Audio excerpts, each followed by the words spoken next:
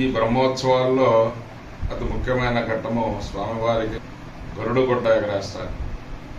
గరుడుగొడ్డ ఈ బ్రహ్మచే చేయబడినటువంటి ఉత్సవం కాబట్టి దీన్ని బ్రహ్మోత్సవము అంటారు. ఉత్సవము అంటే ఎంతో గొప్పగా చేసేటువంటి కార్యక్రమాన్ని ఉత్సవము అంటారు. ఇటువంటి గొప్పగా చేసేటువంటి బ్రహ్మచే చేయబడినటువంటి ఈ గొప్ప కార్యక్రమాన్ని బ్రహ్మోత్సవంగా మనం చెప్పుకుంటూ ఉంటాం. ఉదయాన్న స్వామివారికి ఆకాశ హోమం చేసిన తర్వాత యాగశాల దగ్గర సాయంత్రం 4 గంటలకి పృథ్వీకరణము, అర్చక స్వాములందరికీ కూడా అదేవిధంగా ఈ యొక్క దీక్షా కంకణం కట్టుకోవటం, వాళ్ళందరికీ కూడా దీక్షా వస్త్రాలు సమర్పించడం, స్వామి యొక్క అక్కడటువంటి అర్చక స్వాములు స్వామి యొక్క పాదాలు తాకించి ఆ స్వాములందరికీ కూడా అందజేస్తూ ఉంటారు. తదనంతరం స్వామివారి యొక్క అంకురారోపణ కార్యక్రమం, నవధాన్యాలు వేసి అంకురారోపణ కార్యక్రమం, పృథ్వీకరణ అంటే ఈ యొక్క మేధిని పూజ చేసి పుట్ట దగ్గర ఉన్నటువంటి ఆ యొక్క పుట్ట మన్నును తీసుకుని వచ్చి స్వామి యొక్క యాగశాలలో ఉన్నటువంటి మూకిళ్ళలో పోసి ఆ యొక్క నవధాన్యాల్ని దాంట్లో ఉంచి అర్చనా కార్యక్రమం అంతైన తర్వాత కూడా వాటికి ప్రతినిత్యం అర్చన జరుగుతుంది. ఈ 9 రోజులు కూడా ధ్వజారోహణ నుంచి ధ్వజారోహణం దాకా అవి ఉన్నతంగా మనం చేసేటువంటి కార్యక్రమాన్ని ఆ యొక్క విత్తనములు మొలకెట్టితే ఏ విధంగా అవి ఎంత పెరుగుతాయో అంత గొప్పగా మన కార్యక్రమం స్వామివారికి చేసినట్లుగా ఉంటుంది. ఇటువంటి స్వామివారికి సాయంత్రము 7 గంటలకి శ్రీకృష్ణ దేవరాయలు గారిచే నిర్మించబడిన స్వామి యొక్క ముఖమండపంలో ఆ గరుడాల వారి వద్ద ఈ గరుడ పటాన్ని ఉంచి సుదర్శన మూర్తిని కూడా ఉంచుతారు. అక్కడ ఉంచిన తర్వాత అక్కడ మళ్ళీ విశ్వక్షేణారాధన చేసిన తర్వాత ఈ విశ్వక్షేణుడు సేనాధిపతి, స్వామివారు రాజుగారి దగ్గర సేనాధిపతి ఎట్లా ఉంటారో మంత్రి, అదేవిధంగా ఈ యొక్క వైకుంఠానికి సేనాధిపతి విశ్వక్షేణుడు.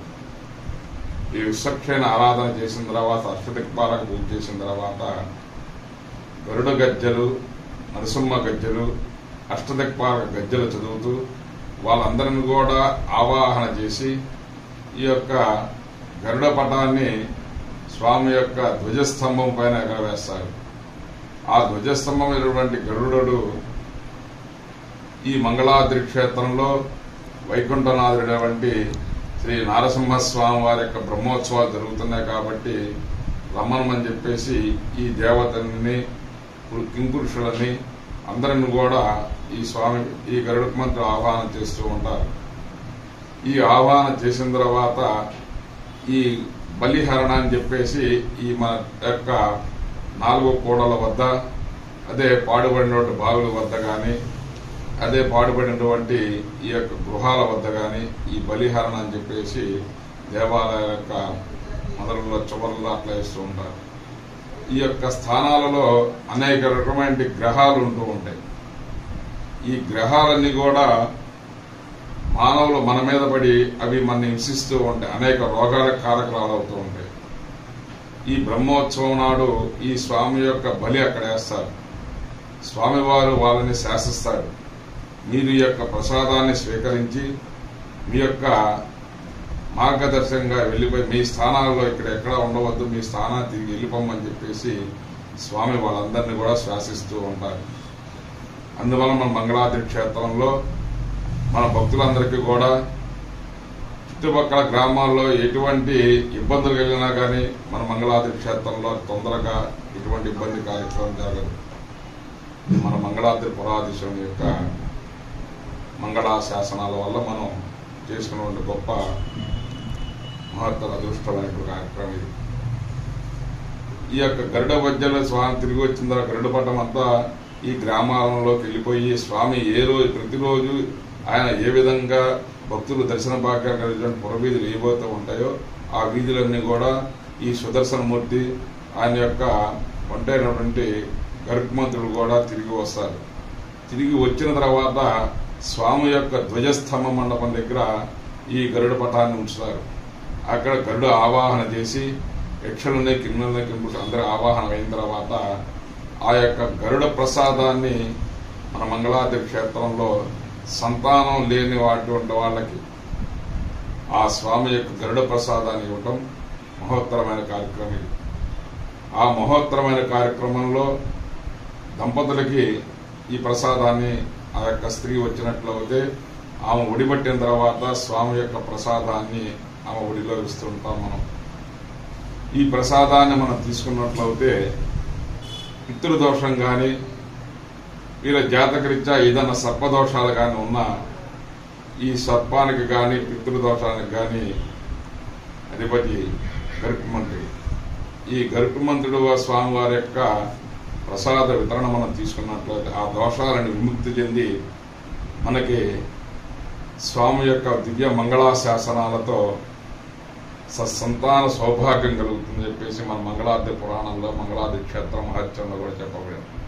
నరసింహ పురాణంలో కూడా ఇదే విధంగా చెప్పబడింది. అటువంటి గొప్ప కార్యక్రమం మన మంగళాద్రి క్షేత్రంలోనే జరుగుతూ ఉంటుంది. ఇక్కడ కూడా భక్తులందరూ వచ్చి స్వామి యొక్క దర్శన భాగ్యాన్ని కల్పించుకొని ఇటువంటి సంతానం లేని వాళ్ళు కానీ ఏదన్నా రోగాలతో బాధపడుతున్న వాళ్ళు కూడా ఈ యొక్క స్వామి ప్రసాదాన్ని స్వీకరించుకొని వారి యొక్క కృపా కటాక్షాలతో మీ అందరూ కూడా ఆనందాలతో ఉండి సుఖశాంతులతో ఉండి ఈ సంతానం లేని వాళ్ళు ప్రసాదం తీసుకొని మరుసటి సంవత్సరంలో ఆ యొక్క మీ యొక్క వంశాభివృద్ధి చెందిన తర్వాత తీసుకొచ్చి స్వామి దర్శన భాగ్యం చేయించుకోవటం చాలామంది అలా చేస్తూ ఉన్నారు.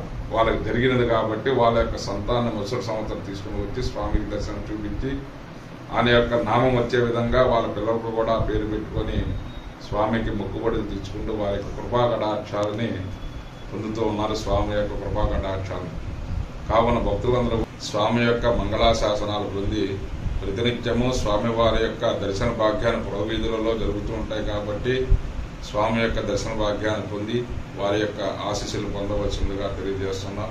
జయ నారసింహ, జయ జయ నారసింహ.